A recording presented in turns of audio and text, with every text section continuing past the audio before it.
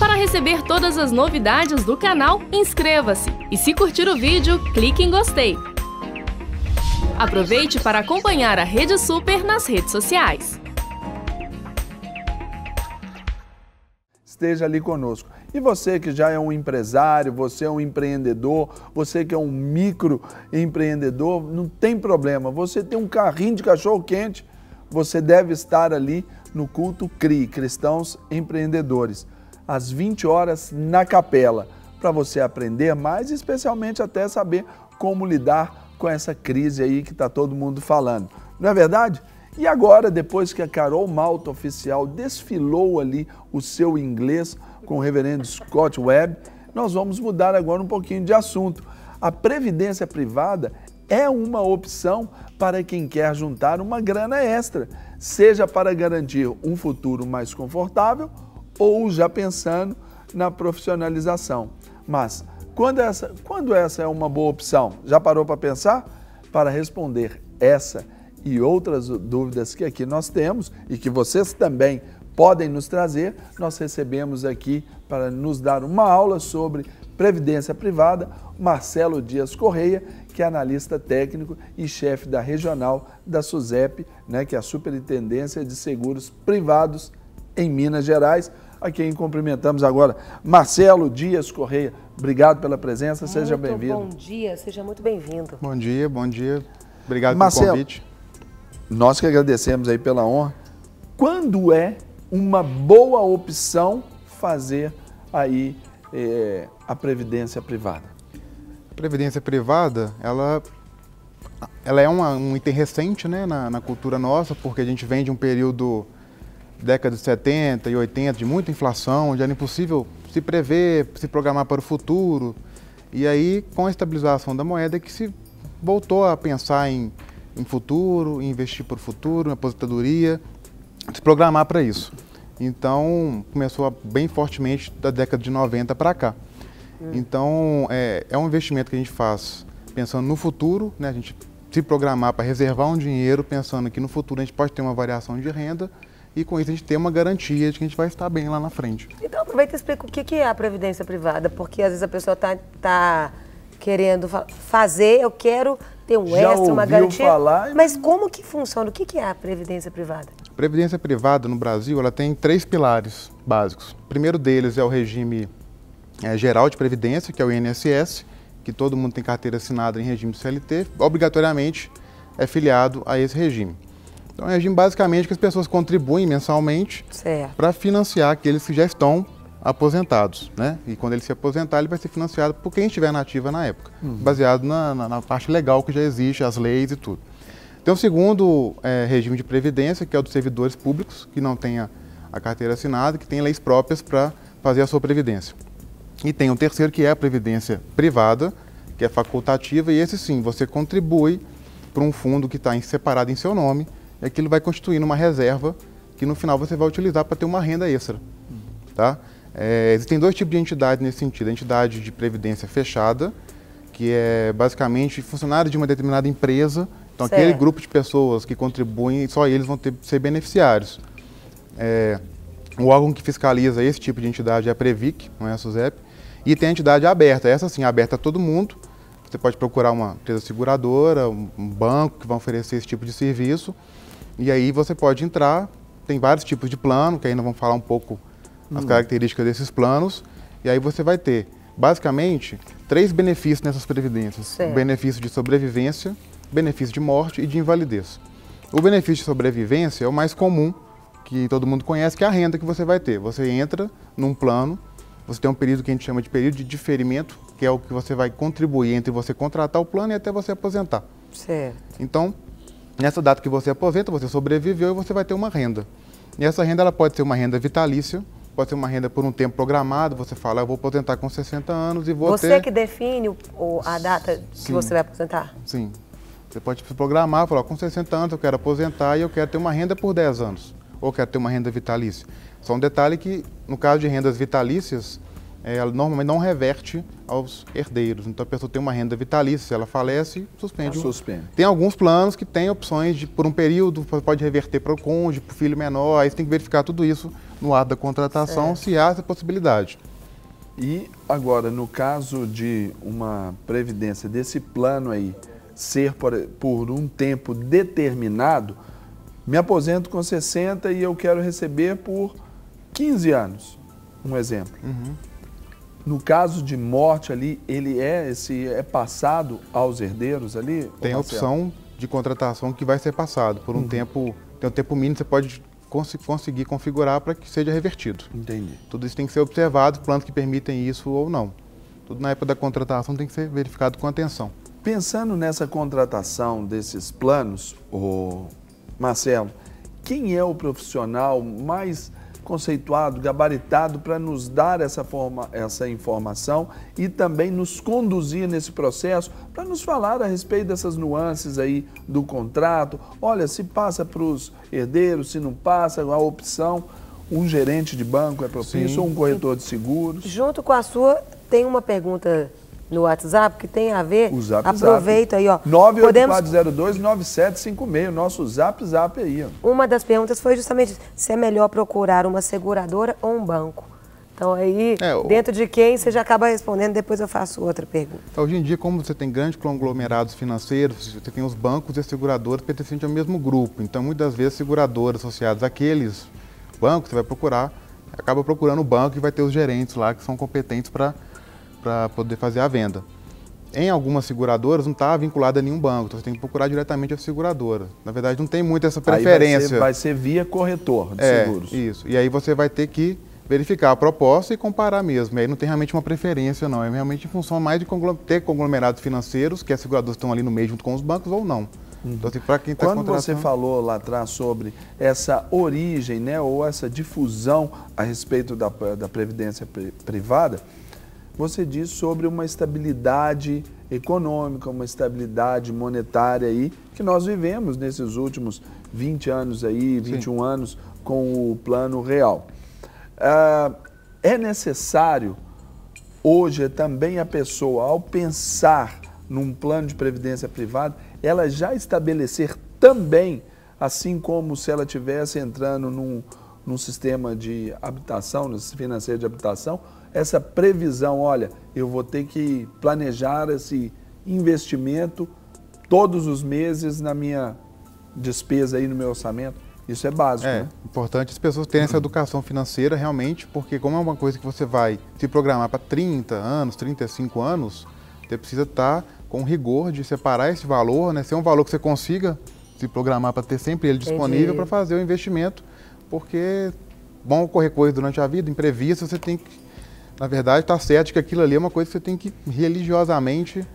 É uma visão de longo prazo. Aí até dentro disso, é considerado um investimento, até uma pergunta do telespectador, a previdência privada pode ser considerada como um investimento? Sim, pode ser considerado sim. Muitos dos planos, na verdade, vão utilizar aquele dinheiro para aplicar em fundos, tem uma rentabilidade, então, na verdade, você pode considerar assim. O que tem que fazer no ato da contratação é verificar realmente o histórico de rentabilidade daquele fundo.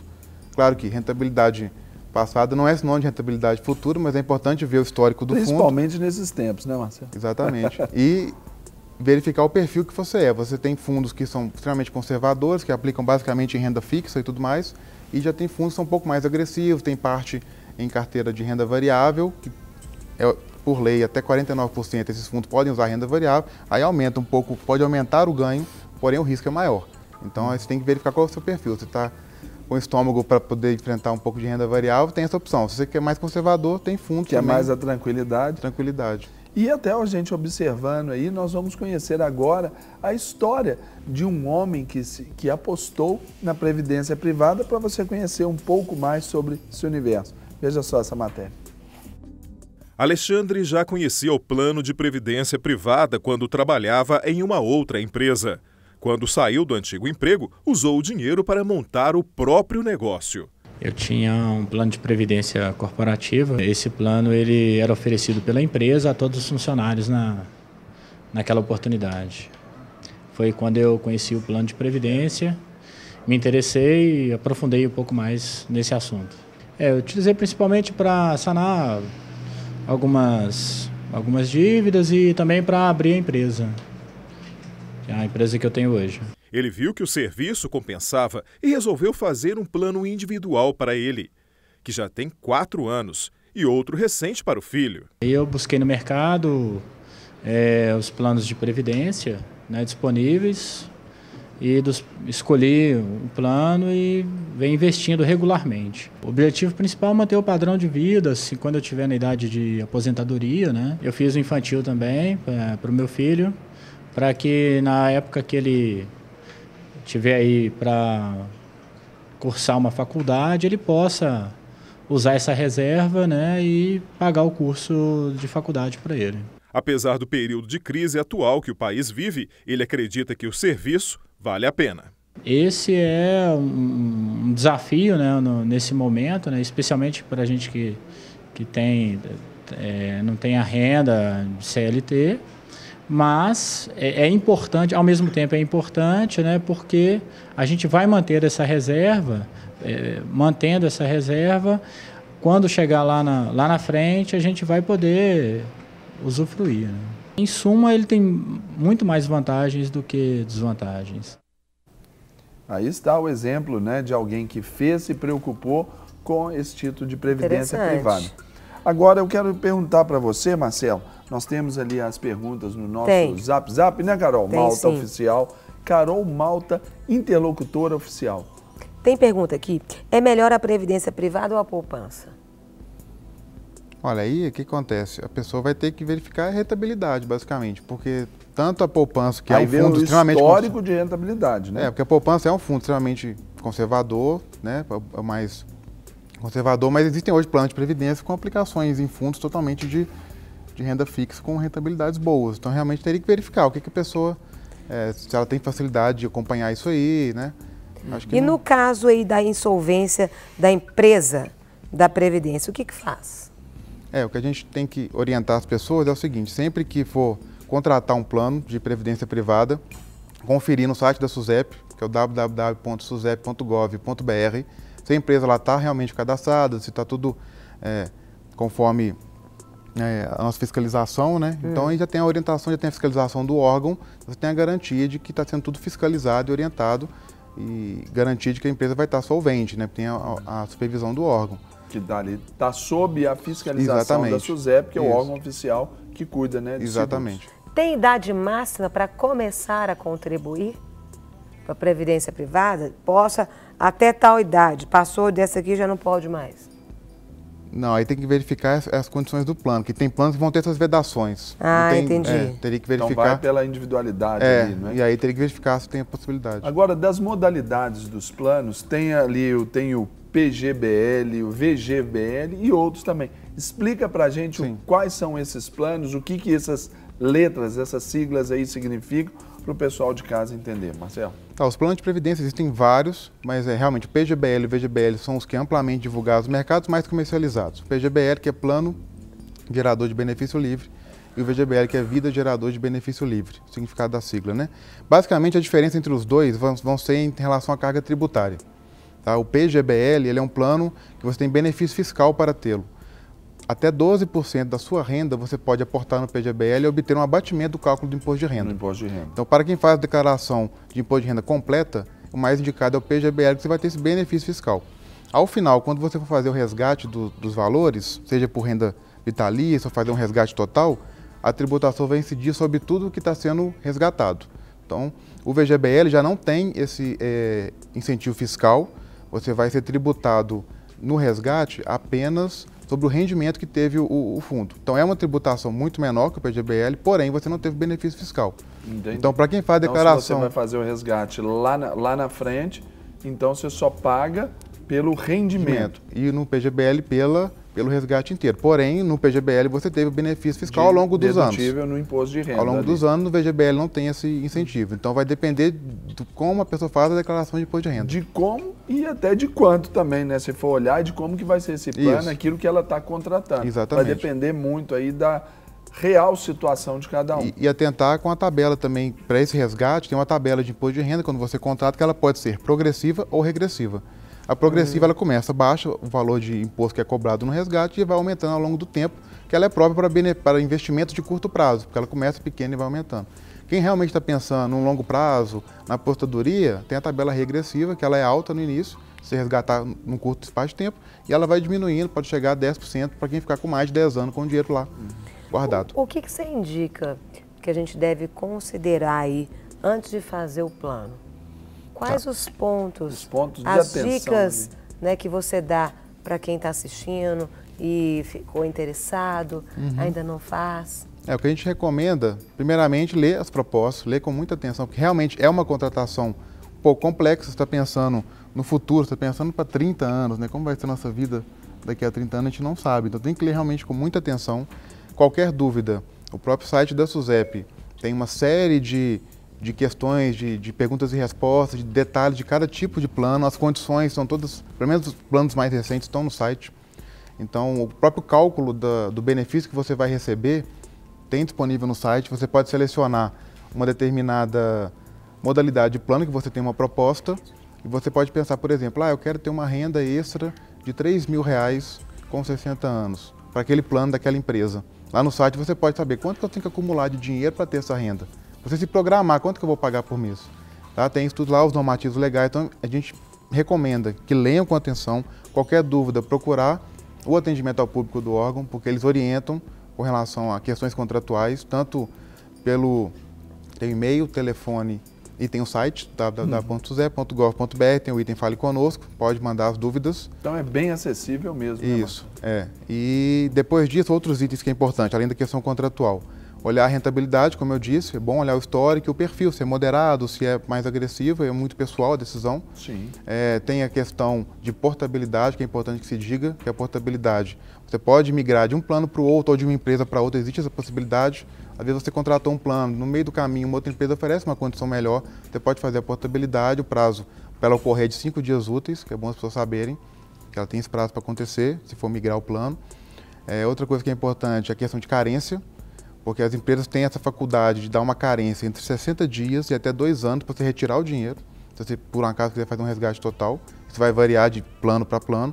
E resgates parciais de 60 dias até 6 meses, ou seja, entre um resgate, durante o período de pagamento, quiser fazer resgates, entre um resgate e outro. Então vai depender do tanto que você quer ter a liquidez para poder resgatar o dinheiro ou se realmente está pensando. Então observar essas coisas, porque depois de contratado fica difícil de alterar. Para receber todas as novidades do canal, inscreva-se e se curtir o vídeo, clique em gostei. Aproveite para acompanhar a Rede Super nas redes sociais.